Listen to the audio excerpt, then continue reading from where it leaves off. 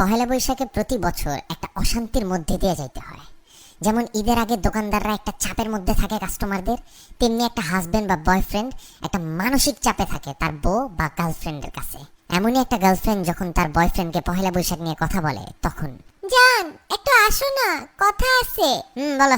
আচ্ছা বলো তো, কোন শাড়িটা সুন্দর, এইটা না ওইটা?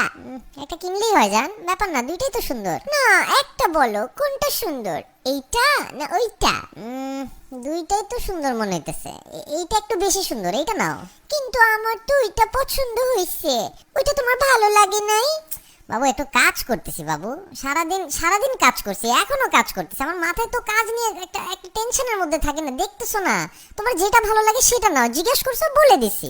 কিন্তু তুমি যেটা বলছো ওইটার তো দাম বেশি, আর আমি যেটা পছন্দ করতেছি এটা ওইটার থেকে একটু কম দাম। আরে বাবা যত দামই হোক নাও না বাবু, ভালো লাগলেই নাও, দাম দিয়ে কি, যেটা ভালো লাগে ওইটা নাও। বলো না কোনটা নিবো, এমন করো কেন?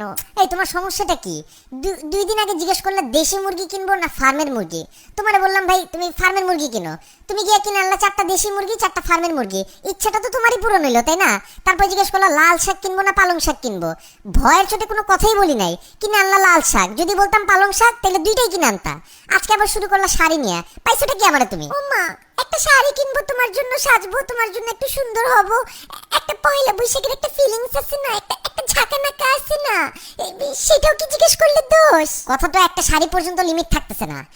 আমি কি তোমারে কোনোদিন জিজ্ঞেসি জান কোন জিন্স পরবো, কালো না নীল? জান কোন টি শার্ট পরবো, হাফাতা না ফুলাতা? জান কোন জুতা পরবো, এটা পরবো না ওইটা পরবো? জিজ্ঞেসি তোমারে কোনোদিন? ভালোবাসি দেখেই তো জিজ্ঞেস করি তোমাকে, এমন করো কেন? জান জিজ্ঞেস করার তো একটা লিমিট থাকে জান, তুমি তো এই লিমিটের গোষ্ঠী উদ্ধার করে ফেলছো। আমি তো ফোন কিনছিলাম কাজের জন্য, কিন্তু আমার মোবাইলটারে তুমি একটা দোকান বানাই দিছো। কোনোদিন যদি আমার ফোন চেক করো মনে করবা অন্য মেয়েরা পিক পাঠাইছে, ওইটা নিয়েও একটা গ্যাঞ্জাম শুরু করবা, এটা কে পাঠাইছে, এটা কবে পাঠাইছে, না আমি তো পাঠাই নাই। এত পিক পাঠাইছো তোমার নিজেরও তো মনে থাকবে না কোন পিক তুমি দিছো। আমার লাইফটারে তো একটা দোকান বাজার বানাই দিতেছো তুমি। এত সিম্পল একটা ব্যাপারকে এত বড় করতেছো তুমি। দুইটা শাড়ির কথাই তো জিজ্ঞেস করছি। তোমার কাছে সিম্পল লাগতে পারে জান, আমার কাছে তো সিম্পল লাগতেছে না। তোমার কাছে দুইটা শাড়ি, আমার কাছে তো 2 কোটি শাড়ির সমান লাগতেছে। বলতেছি এটা কেন, তুমি বলতেছো ওইটা কেন না। তখন যখন বলি ওইটা কেন, তুমি বলতেছো এইটা কেন না। মানে শাড়ির মধ্যে তো হাজার ধরন দেখো তুমি একটা শাড়ির মধ্যে। তোমাদের মেয়েদের মতন তো এত নিখুঁত চোখ আল্লাহ আমাকে দেয় নাই। তোমার কারণে প্রতিদিন একটা আতঙ্কে আমি বাস করতেছি। এমনি বলতেছো কে? আমি কি এতই খারাপ? তোমার জন্যই তো সাজি। কিসের এত আতঙ্ক? কিসের আতঙ্ক মানে?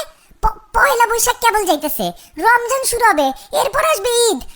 আমি যদি আজকে পরকিয়া করতাম এত আতঙ্কে থাকতাম না যতটা তোমার প্রশ্নের আতঙ্কে থাকতো আমার। প্রত্যেক দিন একটা নতুন আতঙ্ক নিয়ে আসো। তোমার পায়ে পড়ি যান, তোমার যেই শাড়ি পছন্দ সেই শাড়ি কিনো। তুমি কলা পাতা প্যাচাও যদি পরো আমার কাছে ওইটাও সুন্দর লাগবে।